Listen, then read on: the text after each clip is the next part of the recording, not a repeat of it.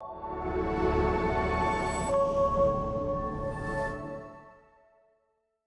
morning, Fort McMurray, Wood Buffalo, and the rest of the world. You've tuned in to the Mac City Morning Show. Special Voices of Fort McMurray, Wood Buffalo edition. But we're going to start today's episode off the same way we start every episode off, with a moment of gratitude. I know you could be doing a million other things with your time, and the fact that you spend it with us truly does mean the world to me, so thank you. On that note, Tanner, hit him with the intro. What up, boss? Welcome to the Mac City Morning Show.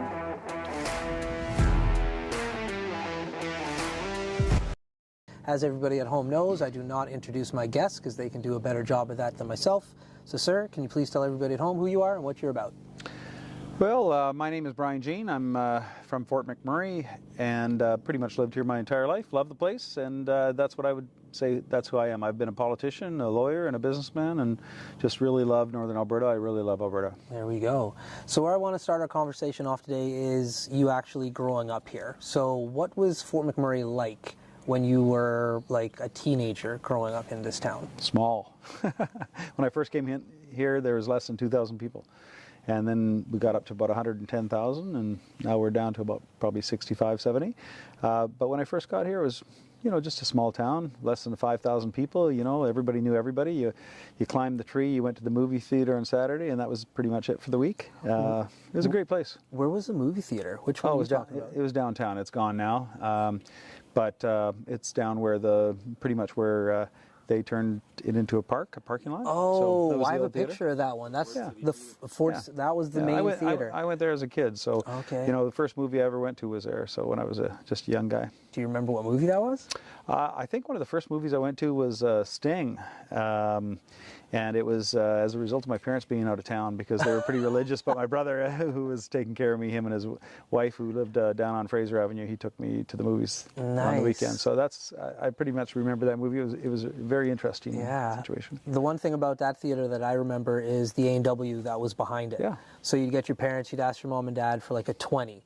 Because you could like go to the movies, maybe get a popcorn, and if you were budgeted properly, maybe fries, not a burger. But like that was the whole downtown experience, was like, drop me off a little bit early so I can go get some food, then go to the movies. Well, you know, the Shields own that, and Clarence Shields, who owns Blackjack's on Highway 2 South, his family owned it. Jack Shields, who was the MP here for 18 years, longest serving MP here, they own that, plus a whole bunch of the other ones, Dairy Queen and Garden Cafe and O'Reilly's Steakhouse and even Redwood Ready Mix, concrete company. They had some difficulties with the Principal Group back in '87. You probably don't remember that. You're a young guy, but there was a bank that went bankrupt, and they had some stuff called in on them. They had difficulty meeting payroll and some things. But anyways, long story short, they own that place, and we used to do cleanups around Fort McMurray.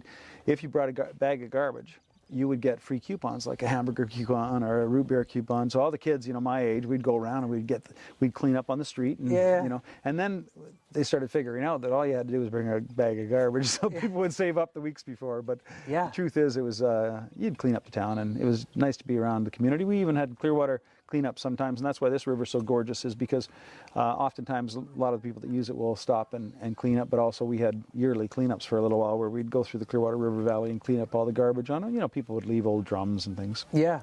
We actually, like when we were driving in, we saw like a vehicle that was like off-roading tipped right before we came in. And so like that's the cool thing about Fort Mac. It's like I know when I come back there tomorrow that thing is going to be gone. Because like the guy who tipped it is just like, I need my vehicle back. So that's a good place to be. You know, on the way out here I saw probably 5 or 6 ATVs side by side, stuff like that. And out here I saw moose travel by here a couple of weeks ago, just driving across, and I saw 2 wolves a winter ago across here. Like it's cool. Yeah, it's a nice spot to be. You up on a deck, and Fort McMurray's got so much to offer. Just like you hear the geese up there. Right. It's right in the middle of the wilderness. You know, 70,000 people, and it's a really amazing place for people that love the outdoors. Yeah, and we just saw some kids just like hanging around, and that's all they were doing. They were just out, just walking around in the middle of like their street, which for all intents and purposes is in the middle of nowhere, just like doing kid stuff. But you don't see that all the time. I think most communities, when you think about like how kids interact with one another now, they say like, oh, they're always on their phones and stuff.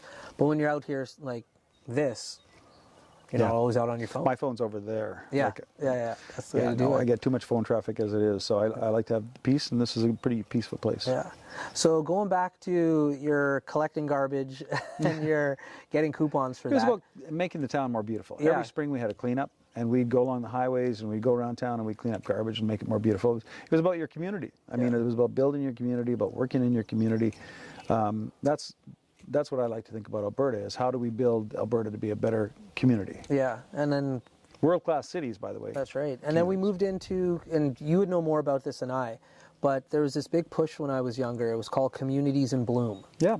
And so, like, I think that Lots of sounds like flowers. a little bit of a spin-off of like what you're bringing up to when you were younger. Like the community moved into that, and I know like now, like my mom loves her flowers and putting them together, and she gets excited every summer to say like, oh, somebody put my house in, vote for me. Yeah, and you see it that's throughout awesome. the town. Like everybody gets awesome. excited about it, right? Yeah. Yeah. So with Communities in Bloom, and do you remember how that started? Was that like? I will tell you that my understanding is it is a provincial-based program, and all the communities across Alberta compete in it. Yeah. I know just locally, and I think that's how it works, but locally I know that we used to, put flowers all around our car wash, and my mom lived downtown in those days, and she'd spruce up her house and stuff. She loved gardening and loved spending time and effort on flowers and beautification.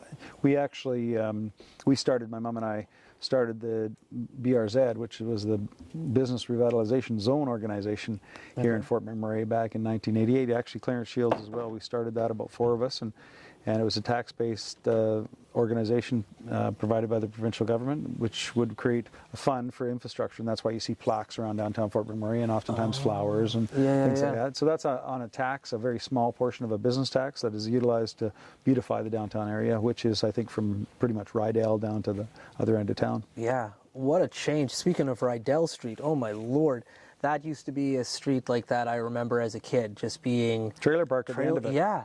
And I remember one year in '77, about the same year you were born, I think, maybe a little bit before, but Close. there was a trailer I saw actually fall into the river one year because of the flood. Yeah. And being carried down the river. Yeah, so places that you used to just play Yeah. now are just part of the city. Oh yeah, beautiful. Yeah. I mean, there's a Canadian Tire down there. The whole place looks gorgeous. There's a good strip mall down there, a couple strip malls actually. Yeah. And the Boys and Girls Club. And That's right. Yeah, it's a great place. And I remember like the Canadian Tire that you speak of right now wasn't always there. It used to be over on the other side, Yeah. then it turned into like a liquidation world, I think is what they called it. Yeah, for a while. Yeah. So one thing that you have downtown, which like you're pretty proud of and is pretty cool, and I want to know how you got into it, was your car wash. So like, how, with your background and what you do, did you think of like, oh, you know what, I want to get into a car wash? Well, I hate to say it, but it was probably necessity more than anything. Back in the day, my parents had bought one of those buildings.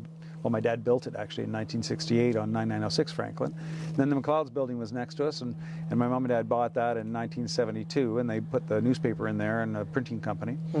And then, so they owned those two buildings until probably 1999.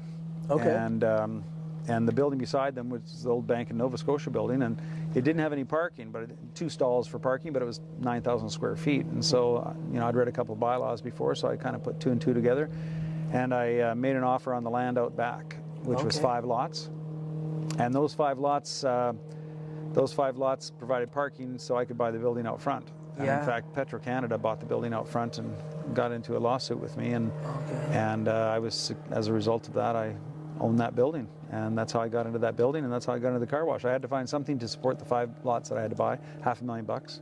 So that car wash cost me about 1.2, and I built it myself. My construction company went bankrupt about 35% of the way in, and so I took it over, and a lawyer by day and construction manager by night. So Wild. it was a crazy time in my life for sure. And But so- it turned out really well. Yeah. The car wash turned out well, and as a result of that, and it was all necessity. Just we needed parking. I saw it early on because I went to school down in the U.S. For a business degree, and I saw there that if you didn't have parking, you were dead. Right. And so my parents only had 8 stalls for 10,000 square feet, and that's why we bought the back lots. Yeah. And it came together, and I got a good deal on the Bank of Nova Scotia building at that time, and it's done well for us as a family. Nice. So, and the car wash is it's a fun business. Who's not happy to wash their car, right? Yeah, yeah. And the touchless, I never go into the wash your own car because I'm fascinated Too good with for that, like all the yeah, that's exactly it. No, I'm more fascinated by the mechanics. I'm just like, how does this even work? Oh, that's a good wash. Like, That's a we actually put an extra pump on that one. It's got an extra 5 horsepower pump if you want to know. But back in the day, I couldn't figure out how to take it off, and anyways, the secret is dwell time. How long can you keep soap on a vehicle for? Okay. Will matter on how you knock it off. Interesting. And, you know, cars in Fort McMurray are not just road grime; they're mud and snow and muck, and lots of stuff goes on. So you got to be able to knock that off on a series. And you'll notice that the first series is at the door, and the last series goes around about 3 times. So that's how it gets. That's clean. cool. Yeah, you have a good one though, because like I have a 4Runner, and so they have that little thing at the back of the 4Runner that overhangs. Yeah. And some don't get it. Some don't get it, but your own does. So like that's why because I don't live downtown. Yeah. But like so I drive down. When I say all the way, I didn't pay for that. It takes all the it takes all the 7 minutes. But I drive downtown to like wash it there for real, and like no shade to all the other car washes. Like I do go other places too, but the secret that is the one extra is pump. Extra pump. Yeah, it's a $7,000 pump. It's not cheap, and I had to wire it in and stuff and sort of figure out how to get that in there. But got it in there, got some soap on it, and it knocks it off for the first phase, and that gets it. I like that. That's cool. That's why you don't have the drip down there. Yeah. No, yeah. So for everybody who has 4Runners, now you know where and how to get your car washed. So when you went to high school, you went to Composite High School? I graduated from Comp. Okay. Tanner in the back just throwing it up. So Composite High School is where you went then? I also went to a school down in Three Hills called Prairie. Okay. My parents sent me down there back in the late 70s. And where's that? Three Hills. So it's just north of Calgary by about an hour. Oh, okay. It's in between Calgary and Calgary and Red Deer. Interesting. It's a farming community. Okay. It was a private high school Bible school. Okay. And I went to the high school part, and I went there for grade 9, 10, 11, and half of 12. Oh, so you finished off at Comp then? Yeah. Yeah. What was that like? Because like, listen, well, like that's a very different from going to something that's religious to going to Comp. That's a big swing. Well, the first 8 years I spent, actually 9 years because I failed grade 1. So first 9 years I went to Peter Pond grade 1. Then I went to Dr. Clark until grade 5. Then I went to Clearwater grade 5 till grade 8, and then I went to Three Hills, and it was just a matter, it was a rough town, to be honest, and I'll leave it at that. But my family had gone through some stuff, and just it was a tough time. My sister was there, and so I and my sister went down there. Interesting. Yeah, and it was good actually. It was really good. I stayed in the boarding school, and I learned how to study. That's pretty much what I learned. I learned how to study, so I was able to go to university after that, and it worked out well. Nice, wild, yeah. Because I just know going to Comp, like I went to Merck. So Comp kids, Westwood kids, I got Merck beat up kids, by a lot of all Merck different. Kids, Yeah, and back in the day too, that's actually a lot of my good friends were from Merck. Yeah, like my whole thing was back in the day when you fought somebody, because there were fights. That was your best friend afterwards. I usually ran. Yeah, you ran? Yeah, I was a runner. Me too. I wasn't a very fast runner either. Me too. I'm fast. I got tried, away. but no, not me, man. I had older cousins too, so like they had my back. Like I skated through high school because of my older cousins. Big shout out to Justin. So thank you, Justin. Yeah, like once people knew, and so Usually I got beat up at school, then my brothers beat me up on the way home to school, and then my dad usually beat me up after that because I got in trouble at school. That's right, and that's why you're so tough. You built resilience. Just kidding. So where did you go to school, like university? I went to Portland, Oregon for a Bachelor of Science in, believe it or not, management and marketing. So I was into that. I was into business then, and thank goodness, because I had a little bit of a competitive advantage, or at least my parents were pretty good at business, and so I'd learned from them. And then I went there, and I came back home, and from 85 to 89, I decided to work in my mom's businesses. They were getting older, and my dad had retired. Yeah. So printing and office supplies and gifts, and they had a wholesale business and a publishing business and different things like that. So and they'd started them in '68 here in Fort McMurray, and then we kept them. I still have the same buildings, and then then I decided to go back to school. I went and got an MBA in Australia, actually. Okay. And got an MBA in finance and marketing, which was awesome, and it just popped out of nowhere. I got a job, an opportunity there to get a law degree. And the dean of the law school gave me a great deal on tuition. Yeah. So I got a law degree, and then I came back here and practiced law here from '93 until 2004. Yeah. What's with And going then politics. Yeah, we'll get there. Well, maybe, I don't know. Like, what was the reason for going to schools so far away? Like, did you like? What was I just think a series of circumstances. You know, I never applied to any in Canada at that stage, and you know, Warner Pacific was a school that was known to my mom, and she pretty much filled out the application and sent it off for me. Got me to do my SAT and filled that out pretty much for me. And Yeah. you know, like, I wasn't a very sophisticated grade 12er. I remember hockey and girls. Yeah. Not much else as being my primary, you know, pursuits. Yeah. But you know, I just after about my second year of university, I learned how to study. Yeah. And then I learned how to work and what was important. Yeah. My mom tricked me like that too, actually. Yeah, exactly. Like, Thank goodness. Thank goodness. Like, I had my parents totally fooled in regards to, like, I'd filled out paperwork to go to different schools, but, oh, that's really loud. We're Sorry, going to take a break. F-16, no, that's over there, awesome. so. I was just going to say, do you know what kind of plane that is? They're splitting off. They're not bombing anybody, but they're Yeah. buzzing the airport. So That's cool. So, yeah, you can hear, that's a loud plane right now. yeah. Yeah, well, they travel pretty fast. They burn a lot of fuel. Yeah, because I've only ever seen and heard the bush planes out here. Like, especially at the Snai when they land. Like, they're pretty wild. But what I was saying was with my mom, she tricked me in regards to, I thought that I was going to get away with, like, filling out the paperwork and not submitting it. No, clever. And so that summer, my mom asked, like, where are you going? And I told my parents, like, you know, I didn't get the paperwork in, but don't worry, I have it filled out. I'll get in for next year. And your mom slipped it in And my there. mom's like, Yeah. okay, cool. And so then my mom was a teacher at Keanu College. So one day in September, she woke me up. She said, Elliot, it's time to go. I need your help. Hey, that sounds familiar. I said, I need your help. And anyways, long story short, she took me down to school and then pulled out my books. And she's like, you're going to school. I registered you. Have fun. Yeah. And like from that point on, then like. They just sort of, you fell in front of each other. That's right, I but understand. like- No, I get that totally. That's that was my mom. She was an amazing person. Yeah. My mom was absolutely amazing. She Yeah. was. And so was my dad. Both Yeah. of them were.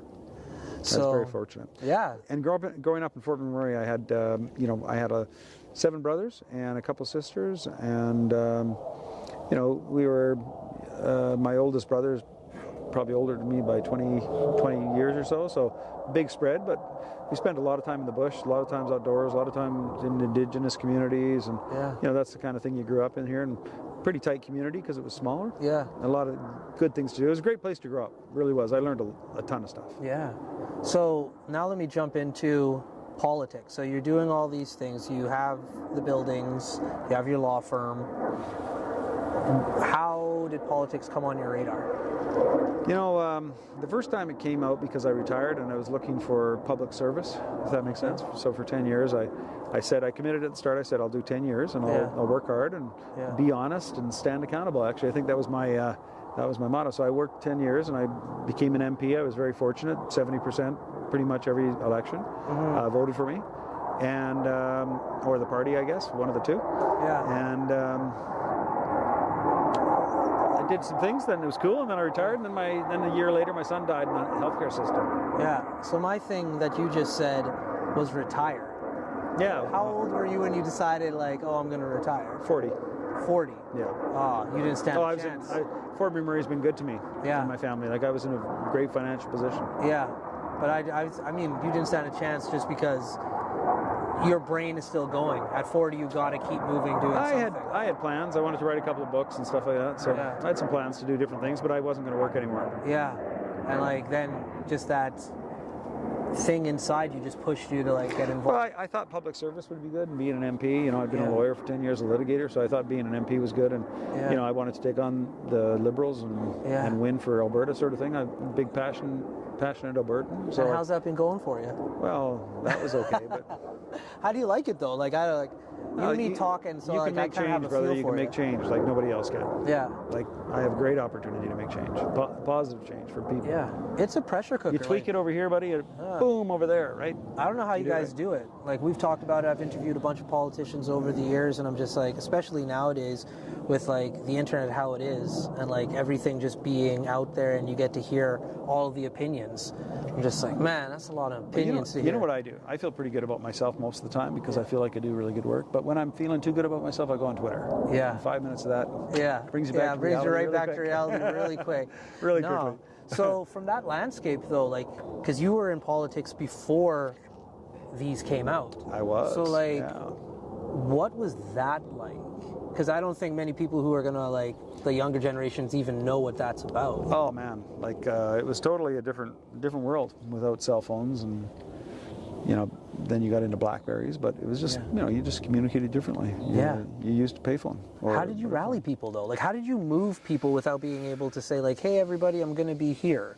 Like, how did you get people to come out and vote? Politics is about movements beyond just social media. Yeah. It's a movement, a feeling of people being either sick of something or passionate about something or desirous of something or feeling like they're not being represented properly, or, the people that usually politics and movements are brought about as a result of dissatisfaction and initiatives that overtaxation, things like that, where people are sick of it because, like a lot of people are dealing with issues of affordability, and when you have a government that's taking 50% of every paycheck, it's kind of depressing. Right. So, you work for 6 months and then you get to keep some of that. Yeah. Yike. Yeah. So it doesn't stretch as far as it used to either. No, it doesn't. That's what I'm saying. Inflation is a killer right now. And I mean, some of the tax measures we're trying to take are working and some others are not. Yeah. Oh, somebody's here. You have the most beautiful dogs, by the way. Like, and they are so well behaved. Like, I can't get over it every time I come out here because they're big dogs. Yeah, they're good puppies. But they're babies. They just let you pet them and they walk around. So they're a good time. They're babies. Yeah. They're good dogs. They really are. So where do you see yourself in the next few years, man? Like, I don't know where I see myself. I'm having more of a vision about Alberta and where I see Alberta and what I'm working for there and working towards there. And that is, better quality of life for the people that are here, people that actually live here, and the people that work here actually live here, and they build communities and they build quality of life.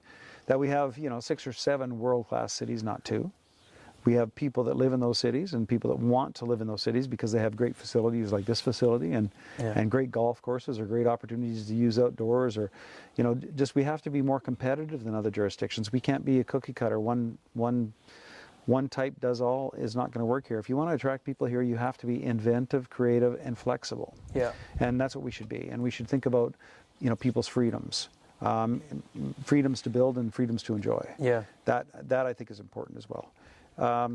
But we need to have millions more in Alberta, in world-class cities that have world-class standards and expectations, and the politicians need to make sure we work towards that. And more money staying here. I'm not a big fan of camps or camps. Yeah, you've been very vocal on that one. I don't think anybody's surprised with that. My question about Fort McMurray and you, though, is like last time I was chatting with you, like you were getting on a plane, you were going international for a few days, you were coming back. I went to Japan. That's right. For the government. It was awesome. And then, like you said, you went to Australia for school, you went to America for school. Like, you're well traveled. I love traveling. I lived in Ottawa for 10 years, doing the gig, living here and living there. Yeah, but that's exactly it. You dovetailed. Yep. You always come back here, though. Oh yeah, it's a good place. So like, what's that about? It's my home. Plain and simple. I love it, man, because I love Fort McMurray more, the most. Same with that guy. Like, it's a good spot. Hence Mac City, right? So I mean, where else can we do this? I can shout and scream. I can turn up my stereo to 10 or 11, as the case may be, and nobody would be bothered. Yeah. It's pretty good. I can take my quad, go out here, and go hunting, take my boat out here. Yeah. It's a good life that way, or else you can just, there's some good restaurants, some getting better, Yeah. There's some good things to do. You're always here. It's something like even from a young adult. Like, I remember seeing you. Like, obviously, like, I I knew your mom. Yeah, there's much like gray we in went your beard into as yeah, me. exactly. A lot of wisdom for everybody with gray in their beard. That's called wisdom. But like I remember seeing you from being a kid. Like that's the cool thing about I've Fort been around Mac. a long time. Yeah, everybody knows each other. You go to Edmonton, you might not know the person's name, but you're just like, hey, what's up? Yeah, But like what you've accomplished and where you've gone, you've always still come back to Fort McMurray. Yeah, a lot of people do. I mean, some people are having tough times here. That is the truth. Yeah. I get it, man. Like I get it. I get it's tough right now, especially people are upside down on their mortgages. But what people have to understand is what goes up often comes down. Yeah. But what goes down often goes up. And, you know, don't have debt. That's a big secret of Fort McMurray. Or minimize it. Keep it as low as you possibly can, as long as you can. And when you have the opportunity to pay it off, get rid of it. Yeah. That helps a lot. And you know, just try to keep a steady job and steady life. Yeah. And I think truly Fort McMurray is an incredible place to live. Yeah. And the community always gives back. Like I was just at a fundraiser last night down at Club Rewind for a Filipino woman. And that's the one thing that I've always found, even when times are tough here, which, you know, it happens, you know, we go in cycles. This is not the first but time, man. The community The 80s rallies. were horrible here. Oh, I remember. That's what people like people don't like that are newer to the community don't remember the 80s. I remember I came back, I was selling office supplies and printing door to door to the businesses. Yeah. One week you'd see, you know, a row of businesses, next week there'd be one left. It was horrible. Yeah. Yeah, it was horrible. And people were going bankrupt. We lost, it wasn't just the people that, you know, weren't making money that were going broke. It was they were taking other businesses down. We lost $7,500 on a welding company. I remember that, and that was just devastated us. You know, because in the '80s, $7,500 was like, I don't know, $1 quadrillion. Yeah. It was really tough on us, our family, because we were all, you know, all of us worked in the family business. So if we didn't make money, we didn't have money. That's right. So that's right. It was people think, you know, businesses are easy. They are not. They're not easy. They're a struggle. But you do it because you love it and because it's a great job. You know, best job ever, especially if you're successful at it. You get to work for yourself. What could be better? With that insight, because like I have a kid and he's watching what I do. Like you went to school to study business, and like you said, fortunately for you, your family was in business.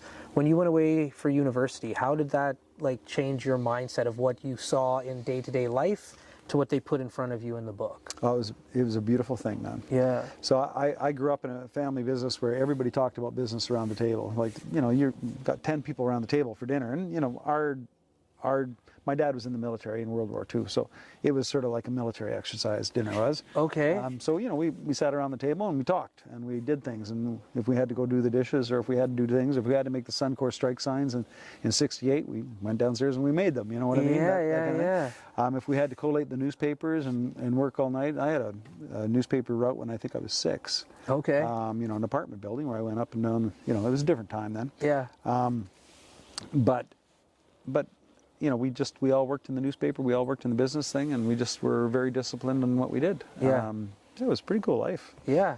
It was very neat. Yeah. Learned a lot. And when you saw that in the book, you're just like, oh, this makes sense. I can transfer what I learned at home. Like this makes sense. You have got to come and see those 5-bound copies of the Fort McMurray Courier from 1968 to 72, and the focus on Fort McMurray 1994 to 97, something like that. We focus on Fort McMurray. Cool. They are really give a lot of history. I didn't really realize it till then. Yeah. The Alberta Archives has asked for them, so I'm going to give them to them. But before I do that, you should probably think about running a program. I would love to see that. Yeah, That'd I think be you'd cool. enjoy it. No, I definitely. I don't want them to disappear in a cavern somewhere, but I'd like to. Yeah. I think my mom would like that.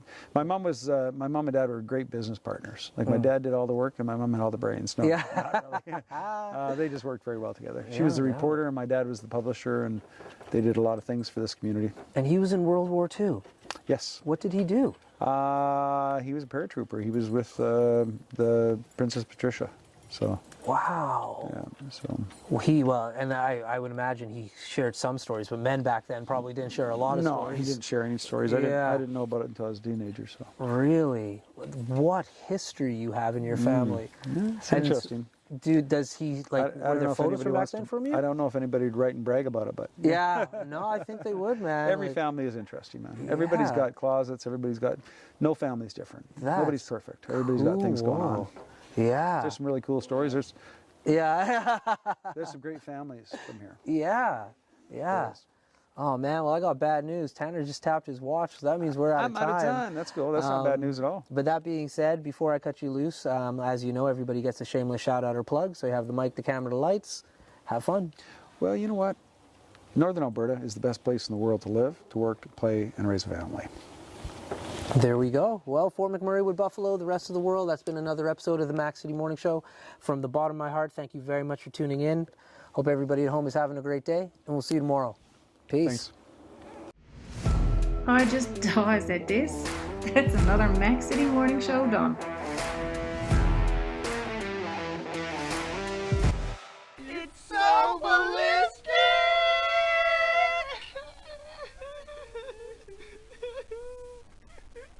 Talk about quenching your ugly thirst.